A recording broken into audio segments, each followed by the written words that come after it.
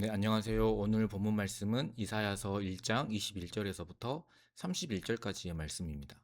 오늘 본문은 시온에 대한 심판, 예루살렘에 대한 심판을 선포합니다. 1절부터 그 강도가 상당히 세죠.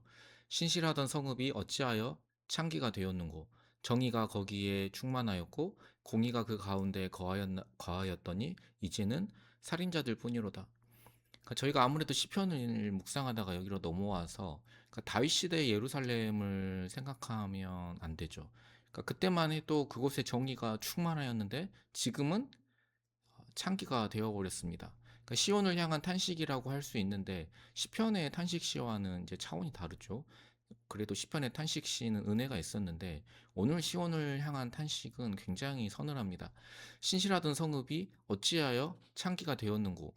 여기에서 볼 수 있듯이 여기서 쓰인 동사가 완료형 동사입니다. 그러니까 시온의 상황이 미래의 상황이 아니라 현재의 상황에 대한 통곡임을 알 수 있습니다. 그리고 신실하던, 이게 과거형이잖아요. 그러니까 과거에는 신실했지만 지금은 창기가 되어버렸다는 탄식이지요. 그리고 늘 예언서의 핵심 가운데 하나는 정의, 미시파트와 공의, 제데크라고 할 수 있는데, 이거 모두 과거의 예루살렘의 모습이고 현재는 어떻습니까? 창기와 살인자들 뿐이로다. 살인은 라짜으입니다. 그러니까 너희가 다 살인을 저질렀다, 이런 의미라기보다는 여기서 살인자는 정의와 공의를 살인한 자들이죠. 그 정의와 공의를 깨뜨린 자들을 의미합니다. 그러니까 뒤이어 나오는 그 절들은 철저하게 이스라엘이 이 율법을 어기고 있다는 것을 보여줍니다. 그러니까 유다의 불의에 대해서 여호와는 그냥 절대로 그냥 넘어가시지 않습니다. 그러니까 이사야는 슬프다를 외치는데 그 슬프다가 그냥 감정적인 슬픔보다는 조가, 그러니까 제가 한번 히브리 장송곡 키나에 대해서 말씀드렸는데 그 장송곡에 사용되는 슬프다를 외칩니다. 그러니까 곡을 하고 있는 거예요. 그러니까 이렇게 곡하는 이유가 무엇입니까? 여호와가 그들에게 보응과 보복을 할 것이기 때문입니다. 보응하다는 히브리어로 나함, 보복하다는 낙함, 비슷하지요. 그러니까 일부러 유사한 단어를 써서 반드시 보복할 것임을 강조합니다. 그리고 제일 절망적인 것은 하나님의 백성인 유다를 더 이상 그의 자녀가 아니라 여호와의 대적과 원수로 묘사를 한다는 거예요. 그러니까 그동안 이스라엘을 보호하시고 그들을 위해서 싸우시던 하나님이 이제는 어떻습니까? 자기 백성을 원수와 대적으로 삼아 싸우신다는 거예요. 그렇게 해서 찌꺼기를 제거하시고 창기들을 쫓아내시고 살인자들을 심판하여서 본래대로 돌이키실 것이다, 이렇게 이야기합니다.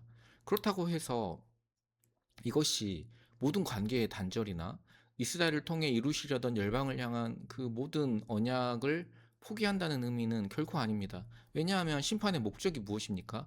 26절과 27절 말씀입니다. 내가 내 재판관들을 처음과 같이, 내 모사들을 본래와 같이 회복할 것이라. 그러한 후에야 내가 의의 성읍이라 신실한 고울이라 불리리라 하셨나니. 그러니까 심판을 통하여서 다시 예루살렘을 그 의의 성읍, 신실한 고울, 하나님의 그 미시파트와 제데크를 드러내는 성읍으로 회복하실 것입니다. 그러니까 궁극적 계획은 변하지 않았지만 그것을 이루시는 과정이 달라진 것이지요. 우리는 이렇게 질문할 수 있습니다. 심판하시는 하나님이 어떻게 사랑의 하나님이 될 수 있는가? 그러니까 무신론자들 중에는 하나님의 선하심과 전능하심 중 어느 하나의 문제가 있지 않고서는 세상에 고통과 악이 존재할 수 없다라고 말하기도 합니다. 그러나 조금만 더 생각해 보면 사랑과 심판, 사랑과 진노는 늘 함께 갑니다. 만약 사랑하는 사람이 마약에 중독되었다고 하거나 이단에 빠졌다고 할 때 어떤 느낌이 드십니까? 낯선 사람이면, 내가 사랑하지 않는 사람이면 상관없어요. 창기가 되든 살인자가 되든 상관없어요. 냉담하게 반응할 수 있습니다. 그럼 내가 사랑이라는 사람이라면 도무지 가만히 있을 수가 없지요. 사랑이 크면 클수록 더욱 그렇습니다. 내 자식이 그렇다면요? 분노는 사랑의 반대말이 아니라는 말이 있습니다. 그러니까 사랑의 반대는 미움이며 중호의 끝은 냉담함입니다. 그러니까 하나님의 진노는 어떤 그런 감정적인 폭발이 아니라, 어떤 짜증스러운 감정이 아니라 인간 내면을 갉아먹고 있는 암덩어리에 대해 쏟는 확고한 반감이라는 거죠. 레슬리 뉴비긴이라는 유명한 그 선교사님이 계십니다. 영국 교회가 부흥할 당시에 인도 선교사로 갔다가 30년 만에 다시 돌아왔습니다. 돌아와 보니 영국 교회가 폭망한 거예요. 뉴비긴의 고민은 이거였습니다. 교회는 여전히 이전과 똑같은 동일한 복음을 동일한 방식으로 전하고 있는데 왜 영국 교회는 부흥의 시대를 지나서 이토록 쇠퇴해 버렸을까 하는 질문이었습니다. 뉴비긴이 내린 답은 문화가 바뀌었기 때문입니다. 여기서 문화란 계몽주의 이성이 대두되면서 바뀐 우상입니다. 그러니까 복음을 믿지만 복음을 여전히 똑같이 선포되지만 복음이 변질된 것이 아니라 우리 마음속에서 문화가 바뀌면서 그 우상이 변하지 않은 거예요. 그래서 복음을 믿지만 정치적 이슈에 있어서는 정치가 더 우상인 사람들도 있을 수 있고요. 복음을 믿지만 자식 문제에 있어서는 성공이 더 우상인 사람들도 생겨나는 거고요. 복음을 믿지만 여전히 이 문화 가운데서 돈이 우상인 사람이 있는 거죠.